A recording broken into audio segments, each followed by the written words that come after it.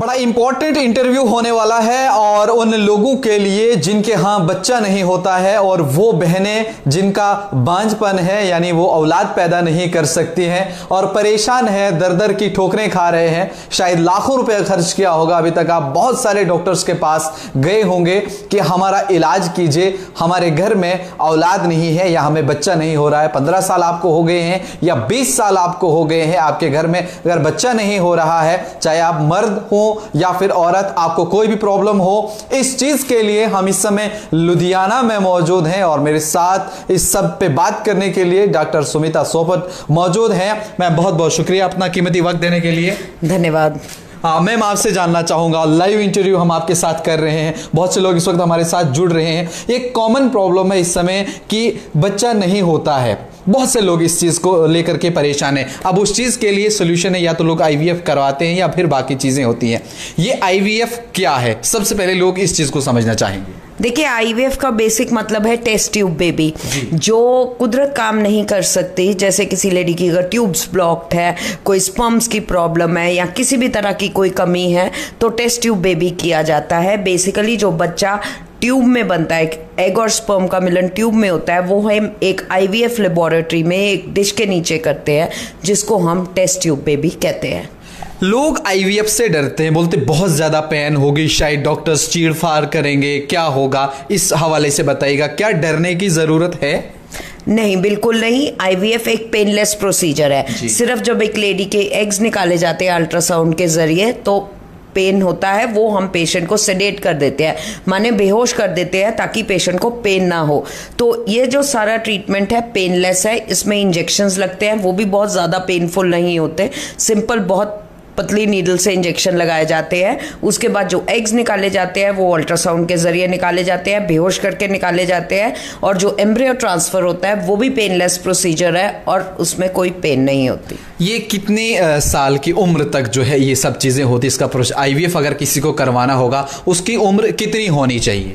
देखिए, आईवीएफ का प्रोसीजर है, एक लेडी है अगर उसके 50 इयर्स से कम है एज तो वो संतान सुख की प्राप्ति कर सकता है इस विधि से, और जो आदमी है उसकी 55 इयर्स। ये गवर्नमेंट ऑफ इंडिया की रूलिंग है कि अब इस एज के तक ही प्रेगनेंसी प्लान कर सकते हो, इससे ज्यादा नहीं, इससे ज्यादा नहीं, क्योंकि वो कहते हैं कि फिर लेडी ओल्ड हो जाती है और वो सहार नहीं सकती प्रेगनेंसी को। तो मेरा यही सलाह है कपल्स के लिए कि जो अपना वो प्रेशियस टाइम, कीमती टाइम वेस्ट ना करे, जितनी जल्दी हो सकता है अब ट्रीटमेंट कराए और अपना बेबी ले। बहुत से लोगों का सवाल आईवीएफ को लेकर के ये भी होता है कि अगर हम आईवीएफ कराएंगे तो हमको लड़का ही चाहिए या फिर लड़की ही चाहिए, क्योंकि ये एक नेचर का यहाँ पर जो है वो रहता है, कुदरत किसको क्या देगी वो उस पर डिपेंड करता है। क्या टेक्नोलॉजी की यहाँ पर कुछ मदद ली जा सकती है? नहीं, देखिए, सेक्स सिलेक्शन इंडिया में बैंड है और हम नहीं डिसाइड कर सकते कि कौन सा एम्ब्रियो है, वो मेल एम्ब्रियो है कि फीमेल एम्ब्रियो। ये मैं नहीं, ऑल ओवर इंडिया कोई नहीं कर सकता इसको। हाँ, ट्विन्स हो सकते हैं, पेशेंट के जोड़े बच्चे हो सकते हैं, पेशेंट के सिंगल प्रेगनेंसी हो सकती है, बट अब सेक्स नहीं सेलेक्ट कर सकते। आपको 28 साल हो गए ये काम करते हुए, बड़ा एक्सपीरियंस है और बहुत बड़ा नाम डॉक्टर सुमिता सोपत हॉस्पिटल जो इस समय लुधियाना के अंदर चल रहा है। कितने सारे केसेस एक दिन में आप हैंडल करते हैं? ये डिफ़िकल्ट क्वेश्चन है। मेरे को काम करने से बिल्कुल डर नहीं लगता। हम कई बार मॉर्निंग में सुबह 6 o'clock 5 o'clock भी शुरू करते हैं और रात के 10 बजे 11 बजे तक भी कर सकते हैं केसेस। और कितने लाखों कपल्स हैं जो हमारे यहाँ से ट्रीटमेंट लेके, खाली आईवीएफ नहीं, मेडिकल ट्रीटमेंट, छोटा ट्रीटमेंट, बाकी ट्रीटमेंट से भी कंसीव करके अपनी फैमिलीज कंप्लीट भी कर ली है। मैम, एक सवाल ये भी मैं पूछूंगा कि अक्सर जो है वो कसूरवार ठहराया जाता है लेडी को, यानी औरत को, कि आप ही के अंदर प्रॉब्लम है, हम बच्चा नहीं कर पाते हैं। लेकिन देखा ये जाता है कि मर्दों के अंदर भी इस चीज की प्रॉब्लम रहती है। अगर एक मेल जो है उसका स्पर्म काउंट जो है वो 0 है, उसको ट्रीटमेंट के लिए क्या चाहिए होता है? देखिए, जो इनफर्टिलिटी की प्रॉब्लम है उसमें मेल भी रिस्पॉन्सिबल है, फीमेल भी रिस्पॉन्सिबल है, और कई केसेस में दोनों हस्बैंड वाइफ में प्रॉब्लम हो सकती है, और कुछ % केसेस ऐसे हैं जिनमें दोनों कपल्स, हस्बैंड वाइफ दोनों नॉर्मल है पर प्रेगनेंसी नहीं हो रही। सो ये कहना कि हम मेल रिस्पॉन्सिबल है या फीमेल रिस्पॉन्सिबल है, गलत है, दोनों है।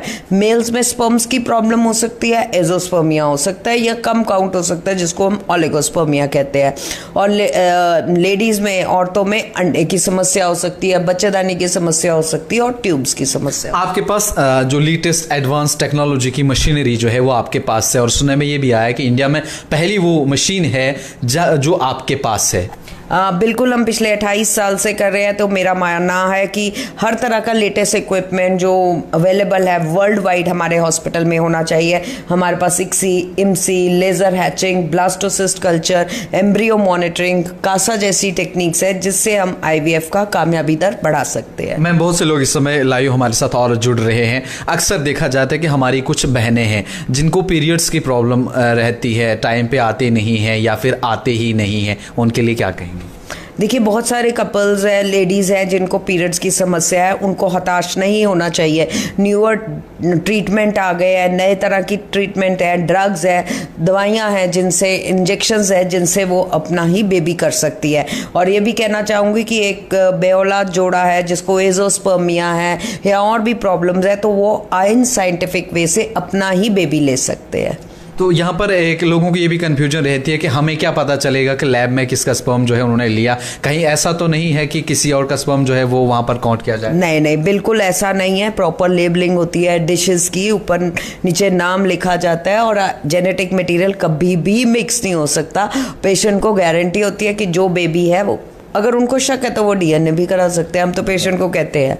ठीक है, प्रॉपर लेबलिंग, प्रॉपर रिकॉर्ड होता है जिसके जरिए ये सारा कुछ होता है। चलिए, बहुत बहुत शुक्रिया अपना वक्त देने के लिए मैम। और हमने कुछ सवालात फटाफट से पूछे थे इस चीज़ को लेकर के और मैम ने जवाब दिए। आगे भी बहुत जल्द इनके साथ हम मुलाकात करेंगे, अलग अलग एपिसोड करेंगे, इस पूरी IVF के बारे में भी हम इनसे जानेंगे। आप देखते रहिएगा न्यूज़ इनसाइडर पर, बहुत से इंटरव्यूज़ जो हैं वो मैम के आने वाले हैं। आपने अगर न्यूज़ इनसाइडर को फॉलो नहीं किया है तो फॉलो कर लीजिएगा, ताकि जो भी अगला इंटरव्यू इनका आएगा सबसे पहले वो आप तक पहुंचे और सारी जानकारी आप तक मिले। और अगर इस किसी प्रॉब्लम से आप जूझ रहे हो तो लुधियाना जरूर आइएगा। रोज गार्डन के पास इनका हॉस्पिटल है, डॉक्टर सुमिता सोफट, नाम ही काफी है। अगर किसी को भी पूछेंगे तो कोई भी आपको बता सकता है। आगे क्या कुछ होगा वो भी आप तक पहुंचाएंगे। तब तक के लिए देखते रहिए न्यूज़ इनसाइडर 24/7।